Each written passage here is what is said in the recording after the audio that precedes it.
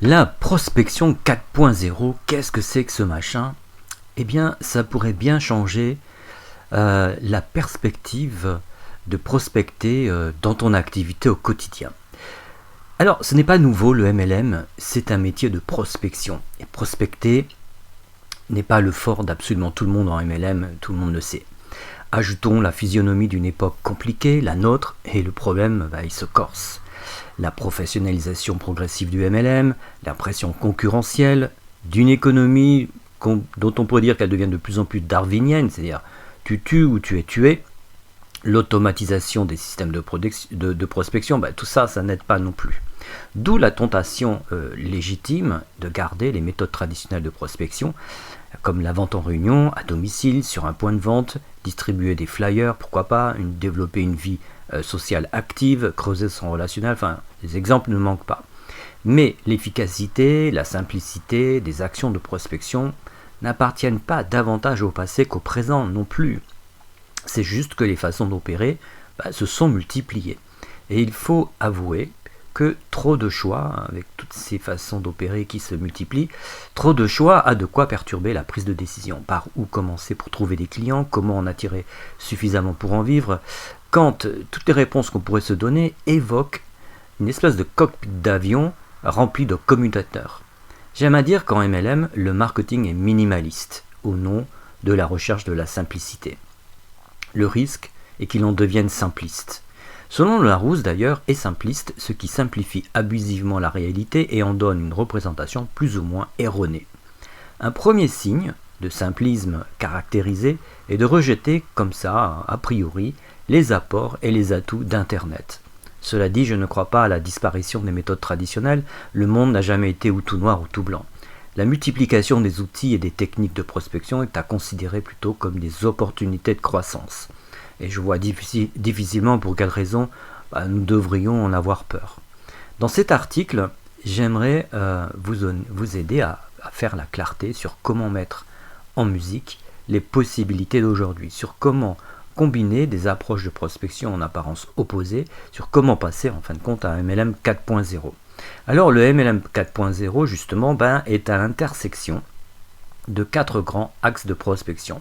Premièrement la prospection en ligne, deuxièmement la prospection naturelle, c'est-à-dire hors ligne, troisièmement la prospection collaborative, et quatrièmement la prospection financée, dont on verra avec plus de précision en quoi elle consiste. D'un certain point de vue, ces 4 pôles d'attraction de prospects pourraient se suffire à eux-mêmes et être totalement dissociés. À quoi bon les unir dans une stratégie dite 4.0 ? Le business model du MLM obéit à des caractéristiques remarquables. Un exemple parmi 100, le travail collaboratif, qui n'est pas un vœu pieux, ni une vue de l'esprit, mais bien une réalité tangible, en tout cas dans les équipes performantes. En l'occurrence, on y prospecte à plusieurs, et j'en dirai un mot plus bas. En fait, ces axes de prospection, on va le voir avec un peu plus de détails, on pourrait dire ça comme ça, s'intriquent en fait, s'interpénètrent. Et puis dans notre métier, nous sommes tous indépendants, mais interdépendants, c'est bien connu. Alors commençons avec la prospection collaborative. L'intelligence collective, en fait, est dans l'ADN du marketing de réseau. Seul on va plus vite, ensemble on va plus loin, dit un certain proverbe africain. On peut en effet avoir l'impression que seul, vous êtes délesté du poids et des contraintes du groupe qu'il impose à ses membres. Mais c'est le piège dans lequel tombent beaucoup de personnes qui débutent en MLM. Fortes d'un sentiment de toute puissance que leur procure une solide expérience professionnelle, elles imaginent se débrouiller seules. Et l'expérience montre hélas qu'elles vont généralement dans le mur. Il faut beaucoup d'humilité pour réussir en marketing de réseau. Même quand vous êtes au sommet de votre réussite, vous le devez aux gens qui vous ont suivi. Si votre organisation comptait 2000 membres, vous ne possédez pas un réseau de 2000 partenaires, mais plutôt vous êtes tout juste à l'origine d'un tel réseau. Le pire des scénarios est celui d'une personne isolée, coupée de sa upline, privée d'une équipe à manager, sans crossline à qui parler, bonjour l'ambiance. Le conseil que je donne dans ce cas est de coller au basque d'un leader et très vite. Coller au basque, ça veut dire le harceler, au bon sens du terme, lui parler au quotidien, le solliciter sans cesse, se rendre à toutes ses formations, etc., etc. Dans une équipe bien organisée, la prospection est collaborative. Personne n'est seul dans son coin en train de chercher les prospects et à les convertir en clients. Pour comprendre de quoi il s'agit, il est bon de clarifier ce que signifie prospecter. Il y a 3 phases en fait qui séparent une personne lambda du client qu'elle devient. Un premier stade est une connexion avec cette personne dont on ne sait rien.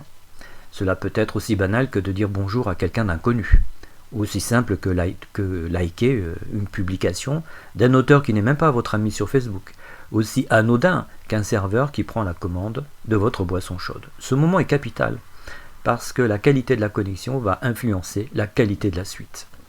Un second stade est de sonder les centres d'intérêt de votre contact, puis de le ranger dans des catégories. En marketing, on parle de segmentation, mais peu importe. L'idée est d'identifier des motivations qui sont autant de sources de produits à vendre. Et un dernier stade est d'intensifier une motivation chez un prospect jusqu'à la conversion, qui sera ou un achat ou un parrainage. Ces 3 phases peuvent s'étayer sur des dispositifs collaboratifs. Il s'agit de travailler en équipe. Donc en phase 1, vous vous rendez à plusieurs, vous pouvez vous rendre à plusieurs à telle ou telle conférence, pareil quand vous visitez un salon professionnel. Bref, vous réseautez en mode collectif. L'idéal est de fonctionner en binôme. Votre binôme est votre associé au quotidien. Composer et instaurer des binômes dans une équipe multiplie les opportunités de contact. Un parfait exemple de réussite à 2, ce sont les couples de conjoints. Tous ne triomphent pas, loin s'en faut, mais ils bénéficient de cette synergie 1 plus 1 égale 3. En phase 2, clarifier les motivations de vos contacts va décider de la suite. C'est indispensable de cerner les besoins, pour ne pas dire de comprendre les insatisfactions, de relever les frustrations de ces mêmes contacts, puis d'examiner en quoi votre opportunité d'affaires peut les régler.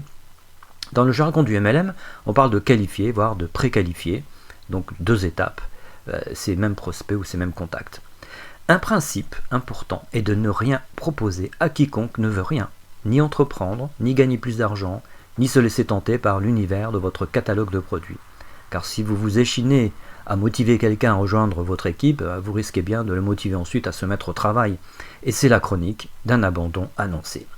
Un indépendant ne tient jamais bien longtemps s'il ne dispose pas de ressources à s'auto-motiver. Durant la phase de qualification, il est judicieux de maîtriser la conduite d'entretien. Vous pouvez vous appuyer sur des scripts qui diffèrent d'ailleurs selon les sociétés MLM. Hélas, cela ne suffit pas si personne ne vous supervise. C'est facile en effet de raconter des bêtises sans s'en apercevoir malgré une trame que vous avez sous les yeux. Pour guider mes partenaires d'affaires, moi je leur demande d'enregistrer leurs conversations, à l'appui desquelles nous analysons comment les corriger et les parfaire. Grâce à ces débriefings, leur apprentissage, à savoir comment qualifier leurs prospects, fait un bond de géant. Car c'est dingue de voir dans une conversation professionnelle tous les non-dits qui en entachent leur qualité ou ce qui se dit qui n'était pas à dire. Le défaut courant d'ailleurs que je note à chaque fois porte sur une tendance inconsciente à vouloir convaincre son prospect. C'est tellement difficile de redresser la barre que j'en ferai sans doute un jour un article sur ce blog. Ce qui met de l'huile dans les rouages se rapporte aux fameux appels à 3. Alors cela consiste à organiser un appel téléphonique entre vous, votre prospect et une personne d'expérience, idéalement un leader. Les appels à 3 sont si puissants qu'il est obligatoire d'y être formé. Parce que mine de rien, un appel à 3 a sa difficulté, car cette technique conversationnelle obéit à des règles. En phase 3, vous avez détecté chez votre prospect une curiosité pour votre projet, l'idée de la maintenir comme on arrose une plante pour mieux la préserver. On parle alors de suivi, qui peut être collégial comme on va l'observer maintenant. C'est bien connu, la plus grosse déperdition de prospects provient d'un suivi qui laisse à désirer. Selon mon expérience, un suivi impeccable multiplie par 3 les ventes ou les parrainages par rapport à pas de suivi du tout. Comment s'aider du groupe d'ailleurs pour bien suivre vos contacts? Comment ce groupe peut vous aider? Comment votre équipe peut vous aider même pour suivre vos contacts? Bien, moi je recommande de créer et d'animer des groupes privés et spécialisés sur Facebook. Votre équipe devrait bénéficier d'un groupe fermé et dédié exclusivement aux prospects. Le principe est de les accueillir, leur souhaiter la bienvenue, les taguer à l'occasion d'informations nouvelles. Cela permet de perpétuer le contact tant que ces prospects restent membres du groupe. Il est nécessaire de spécialiser ces groupes. On éditera un groupe pour les prospects clients, et un autre pour les prospects business. Dans celui-ci, il est hors de question que les partenaires inscrits s'épanchent sur leurs difficultés, posent des questions entre eux, critiquent les concurrents et que sais-je. C'est un groupe d'accueil de futurs partenaires d'affaires qui doit être donc conçu pour être centré sur eux. De la sorte, le groupe, votre équipe, contribue au suivi de vos propres contacts. Deuxièmement, la deuxième axe de prospection, la prospection naturelle. Alors voilà pourquoi il est utile de demander en ami, pour reprendre le sujet juste à l'instant, demander en ami sur Facebook toutes les personnes que vous contactez. Demander quelqu'un en ami sur Facebook devient aussi indispensable, je pèse mes mots, que d'obtenir son numéro de téléphone. Quand vous réseautez, hors ligne, pareillement. Sur ces plateformes, LinkedIn, Facebook, Instagram, le but est d'amener vos prospects à en sortir, je veux dire, leur parler de vive voix. Quand vous networkez dans la vie réelle, c'est le contraire. Il est utile d'engager vos contacts à vous suivre sur ces réseaux sociaux. C'est assez clair que vie réelle et réalité virtuelle fusionnent, à condition toutefois que vous soyez très actif sur les réseaux sociaux. L'ensemble de vos publications doit susciter un sentiment de proximité quand n'importe qui parcourt votre production de contenu. C'est comme si, sur le net, on vous découvrait davantage à vous lire qu'à vous entendre autour d'un café. Aller vers les gens dans la vie de tous les jours, aussi simplement que de leur dire bonjour, c'est un acte naturel. Cela initie des possibilités infinies, rencontres, tables rondes, retrouvailles, entrevues, conférences, et j'en passe. En somme, cette prospection dite naturelle désigne la vieille école du marketing de réseau, mais elle garde un attrait une fois accordée à la communication en ligne. Troisième axe, prospecter sur Internet. Alors justement, en quoi consiste cette communication sur le net? Impossible de répondre d'une façon exhaustive. Chacun sait qu'Internet est un monstre, à savoir un phénomène de civilisation qui ne se laissera pas décrire comme ça dans l'exiguïté d'un article de blog. Mais nous pouvons en dire quelques mots dans le cas particulier des marketeurs de réseau.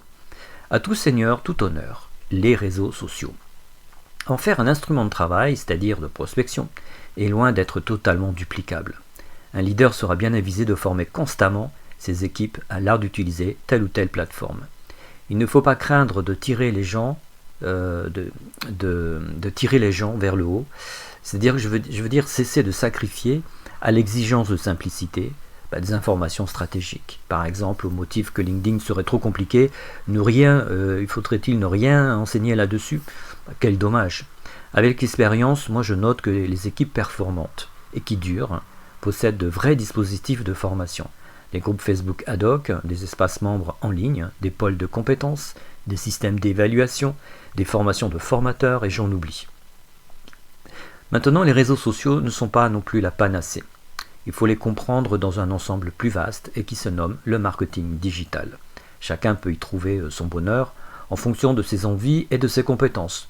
Faire de l'emailing, du blogging, des webinaires de prospection, du marketing de messagerie, mettre en place des tunnels de vente, couplés à de la publicité payante, enfin voilà, la liste est très très longue.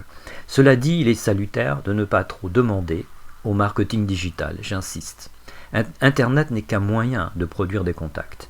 À un moment ou à un autre, il faudra quand même bien parler à ces contacts. Et plus tôt c'est possible, meilleur votre taux de transformation sera. Se réfugier derrière un écran pour ne jamais parler à personne, c'est bien de cela dont il s'agit, se réfugier, et c'est pas très enthousiaste. Le minimum que vous puissiez faire est d'envoyer des messages audio. Très peu d'entre nous en usent d'ailleurs, et c'est tant mieux parce que l'impact est d'autant plus remarquable. Bref, Internet sans causette n'est que ruine des buvettes, entendez, des affaires. Qu'y a-t-il de mieux qu'une entrevue autour d'une boisson? Par ailleurs, le web vous économise du temps, de déplacement et des frais de transport. En ce qui me concerne, je rencontre un prospect dès lors que sa motivation a été validée.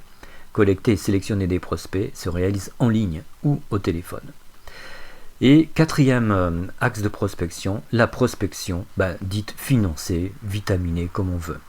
Dans toutes les entreprises, de la plus naine à la plus géante, l'argent est une affaire sérieuse. C'est une ressource vitale comme l'eau pour la vie. Et la palisse ne me contredirait pas, les moyens financiers fournissent des moyens augmentés. Une vision claire de comment vous utilisez votre argent vous procure un avantage certain sur ceux qui ne planifient rien dans leur MLM. Investirez-vous de l'argent et combien ou non dans votre activité et sinon, comment le compenser? Financerez-vous de la publicité? Pour trouver rapidement des prospects, c'est royal. Budgétez-vous les frais de déplacement quand votre équipe grandit? La prospection financée tient en ceci que l'argent gagné doit entraîner de gagner plus d'argent. C'est un cercle vertueux qu'il est bon d'examiner de près dans votre activité. Par exemple, des marges étroites, très inférieures à 30%, pour des produits à vil prix, revient à courir dans de l'eau jusqu'à la ceinture. L'erreur magistrale est de confondre la politique de prix en marketing de réseau avec celle de la grande distribution. Pour bien faire, vous devriez pouvoir gagner tous les mois plusieurs milliers d'euros en commission juste en vendant des produits et sans parrainer personne. Dans certaines sociétés MLM, c'est tout simplement impossible et ça c'est un vrai problème. Un argument sans pareil pour parrainer de nouveaux partenaires, c'est de montrer comment dans vos équipes, des gens comptabilisent de vrais revenus en distribuant seulement des produits. Ce principe vous économise des débats et donc des procès d'intention sur la vente dite pyramidale. Vous obtiendrez davantage de filleuls plutôt que de vendre un système compliqué de rémunération d'un réseau. En fait, l'argent encaissé influence les scores de parrainage. Cela étant, en quoi la prospection financée est-elle liée aux 3 autres formes de prospection vues juste avant? Qu'on soit pour ou contre, montrer en ligne des preuves de revenus fait toujours son effet. C'est vrai dans la vie réelle, mais davantage encore au sein de vos équipes. Ce n'est pas par hasard que des sociétés MLM publient des statistiques de rémunération. Si vous êtes d'ailleurs un fin connaisseur, comparer ces stats entre elles, c'est-à-dire entre différentes sociétés, s'avère instructif. Vous pouvez notamment décrypter les intentions des auteurs du plan de rémunération. Je parle bien entendu des arrière-pensées à l'égard des distributeurs du réseau. Et elles ne sont pas toujours en effet bienveillantes. J'ai observé durant des années les MLM dits d'investissement, car cette notion de prospection financée est à son maximum. Malheureusement, aucun de ces soi-disant MLM n'est fiable, en tout cas à ce jour. Mais on peut toujours en tirer quelques enseignements. L'un d'eux est de ne jamais traiter par-dessus la jambe le fait que les gens ne gagnent pas d'argent dans un réseau. Encore une fois, l'argent est le carburant du développement et non pas seulement du chiffre d'affaires pour l'entreprise. Être payé pour prospecter ou être rémunéré pour consommer, est-ce que c'est pas ça l'avenir? C'est-à-dire que c'est peut-être des éléments qui vont inspirer les futurs business models de la profession de marketeur relationnel. On va prendre des exemples. Un tunnel de vente bien ficelé permet d'autofinancer 100 à 120% de la publicité payante et donc de ne jamais cesser d'en faire.